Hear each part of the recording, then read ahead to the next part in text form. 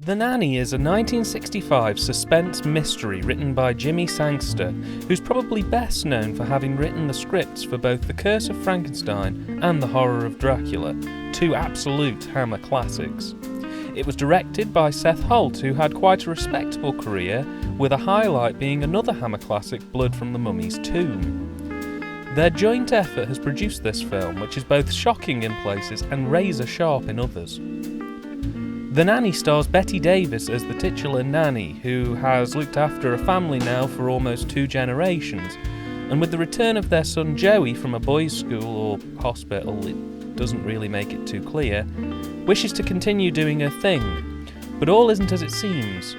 The mother of the family is deeply unwell, and Joey repeatedly acts up for his nanny, refusing to eat anything she's cooked him, refusing to stay in any room that she may have access to, and forcing her to promise to go nowhere near the bathroom while he's in there. Joey at first seems like a bit of a dick, in all honesty, but as the film unfolds it becomes quite clear that everything isn't as it seems, and a dark secret the family have tried to recover from begins to resurface, and the nanny may know more than she's letting on.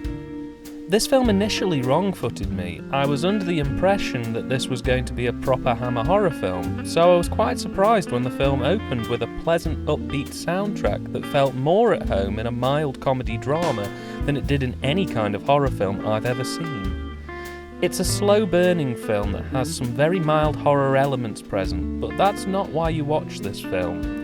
This film has atmosphere by the bucketful, and it's not afraid to push the limits on what it could get away with for the time. Another thing that caught me off guard is how the film deals with mental health issues. I was always under the impression that issues like depression and anxiety were often hidden away in the past, a dirty family secret if you will, that would lead people to suffer for years if not decades in silence. Though throughout the film we see multiple points where Joey's mother exhibits signs of both depression and anxiety. And while it isn't exactly empathetic to her issue, because on multiple occasions people tell her to just get on with things, the fact that in 1965 you could go and watch a film in the cinema that presented those issues is quite a raw and unusual thing to see for the time. Though it's not just mental health issues this film explores, there's also the issue of underage smoking and possibly coercion in the form of the young teenage girl who lives upstairs, played by Pamela Franklin. In the 21st century, to see a 14-year-old just casually puffing away on a cigarette like it's not a big deal was a tremendous culture shock to me. What I will say for this film, which is more my own problem than the film's, was that I guessed the entire plot of the film more or less perfectly after about 25 minutes or so of it being on. That's my own problem for getting ahead of myself, mind. And in all honesty, the script for this film is hardly the most original piece. But you're not really watching the film for the story as a whole. The cast of this film and the dialogue create such a tone and atmosphere, it's simply wonderful to just have on to see what will happen next. This script is absolutely razor sharp in terms of dialogue, with hardly a single bad line that I could spot. This film shows that in the right hands a razor-sharp script and a solid cast can really create something special. Standout performances would have to be Bette Davis as the nanny, who is absolutely astounding in this role. She changes gear through 5 or 6 emotions over the course of a few seconds with absolute ease, and the way she uses her face, and in particular her eyes, throughout this film says way more than any dialogue written could ever do. Both William Dix and Pamela Franklin as Joey and Bobby are 2 of the best child actors I've seen in a film in a very long time. There are moments where their performances come across as a bit stuffy, but this is Hammer Studios in the mid-60s, and if any performances were going to be a bit too stuffy and uptight, it would be this studio's films. It's of its time, but it's damn fine acting nonetheless.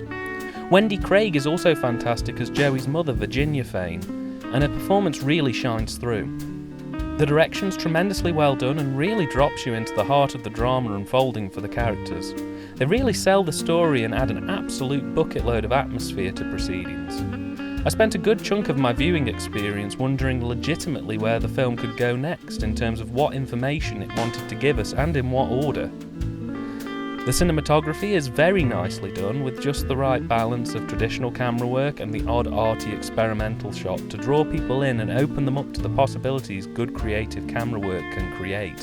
Though one of the few things I think this film could have done a little bit better is the lighting, which, while perfectly acceptable and beautiful even in some scenes, could have maybe been a little bit more stylised to really emphasise the blacks and define the lighter colours. But again, that's only a minor issue in my personal opinion, and I am a fan of good defining lighting. This film is really quite ahead of its time in terms of tone. The twists it implements and the nanny herself reminded me most of a very upmarket, less sleazy Night Child meets One Flew Over the Cuckoo's Nest, which is a great contrast of film flavours, and for 1965 it's tremendously early on and quite shocking to see. It's an area of film that really wouldn't begin to be tackled for almost another decade. The Nanny was released both as a separate release and as part of the Ultimate Hammer Horror Collection in 2006. The print is nice and clean and well above average. They released a slimmed down version of this set in 2013. The single release is very well priced, and all of the sets are currently in print and available from most retailers. The Nanny genuinely surprised me. I went in expecting a stuffy period drama, and it went above and beyond my expectations. While the story is a little too two-dimensional, and the ending 3 to 5 minutes kind of pees on the rest of the film in terms of it's a little bit too upbeat in my opinion, almost everything else about this film is really well made, and it's a delight to watch.